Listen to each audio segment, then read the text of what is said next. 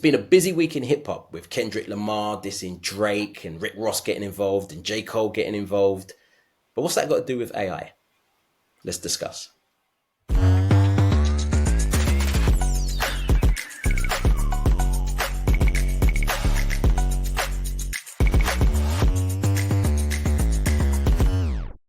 Hello and welcome to the In a Nutshell podcast with myself, Andrew Miles Davis, and my co-host Chris Branch.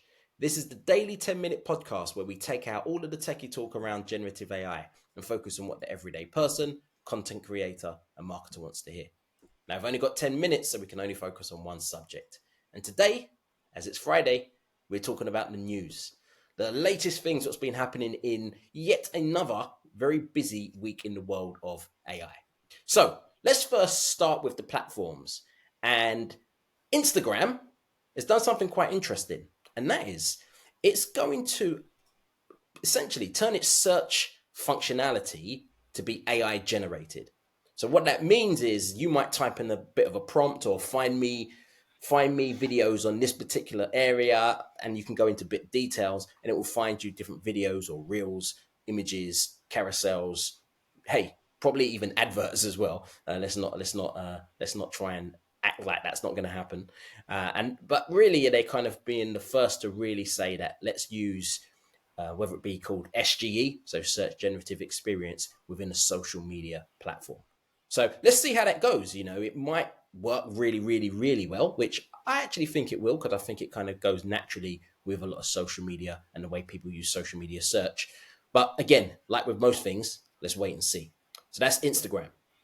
Yeah, that's interesting. I guess Instagram would be a good place to start it as well. Yeah. On my side of the news, I noticed that Amazon's going for the same sort of thing that Spotify is doing, which is playlists, generative playlists. Now, this doesn't mean, generative music. This actually means you type something and it will filter existing human-made music in order to generate a playlist. So an example of this might be, I'm currently studying, I need some moody, no vocal music. And then it will generate like 50 songs that match that criteria. So kind of like an AI search in Instagram, actually. It's just searching Spotify or, in this case, Amazon Music. You know what's crazy about playlists is that I never use it on you mainly use Spotify, but I never use like unless I'm searching for something specific, like a particular artist or a particular track. I never use it for like listening to playlists of stuff. Like I'm quite like I know what I like and I want to hear this particular type of music. But I thought that was quite interesting, see what's happening there. But what I thought was really interesting is Microsoft. So they've announced something recently, as in today, called VASA, VASA. And the whole point of this is technology where you can take a picture of, take a picture of myself, and I might even record a very small amount of my voice, and it could turn that picture into a video of me speaking.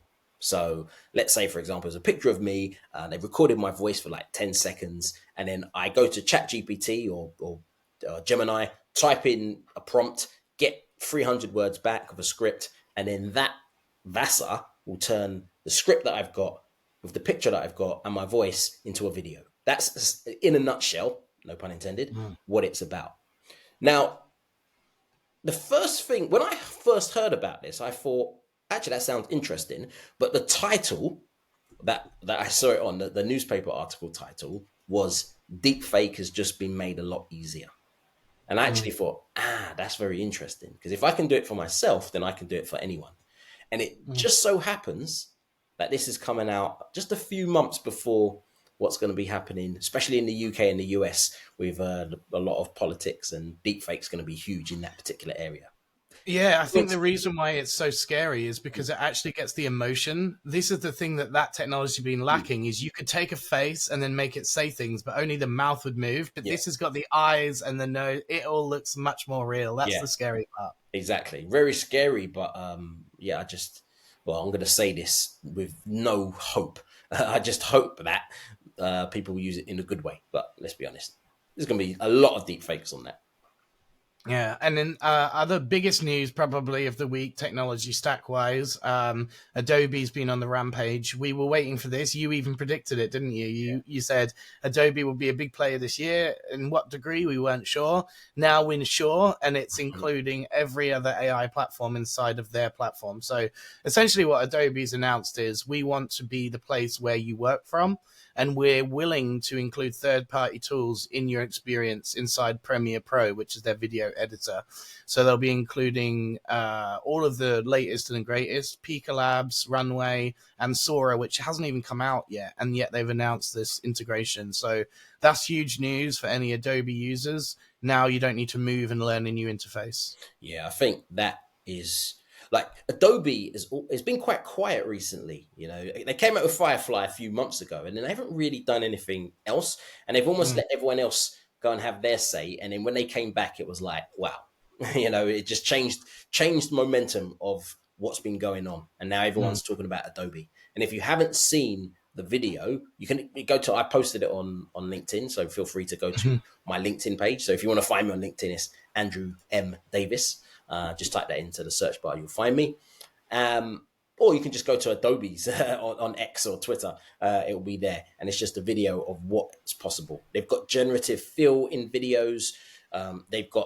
You've got a video and you can remove certain things. You can put certain things in there. So it's an amazing, amazing tool and potential that it can do. Definitely going to change the way people make videos moving forward. Now, hip hop, Drake, Kendrick Lamar, Rick Ross, J. Cole, who apologized for his diss track, but let's not talk about that because this is an AI focused web podcast, not a hip hop one. But why are we talking about this? Now, if you don't know what's been happening in the world of hip hop, Kendrick Lamar dissed pretty much J. Cole and Drake. For years, there's people saying these are the three best ones. And he's like, no, actually, there's one, which is me. Now, Drake responded a few days later. But the reason why we're talking about it in today's podcast is because the internet started going nuts because they were saying it was AI generated.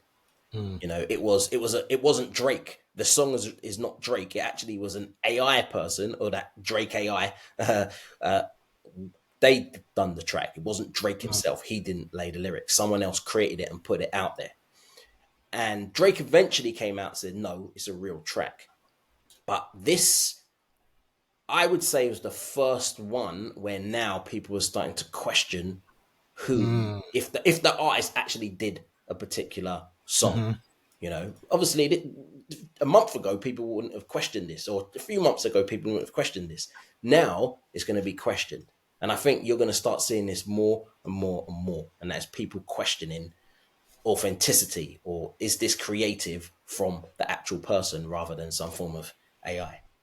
Yeah, I mean, Drake had it coming because Fake Drake was one of the biggest viral moments for the AI music sphere, right? So, of course, he's going to be one of the first to be questioned because the Fake Drake song was so convincing that many people thought it was a banger, enough to get like a few 100,000 YouTube hits, so, and a few million on TikTok. So you know that, you know, it's not far away. And so, yeah, you'll have to question everything after something like that comes out as to its authenticity. And it would have to be confirmed by the artists themselves in order to know that it wasn't a third party. So that's genuinely frightening for like integrity of information on the internet. Yeah, exactly. And definitely, if you're an artist, there's something that you need to kind of be aware of and try and work out how you can convince people, hey, this is you.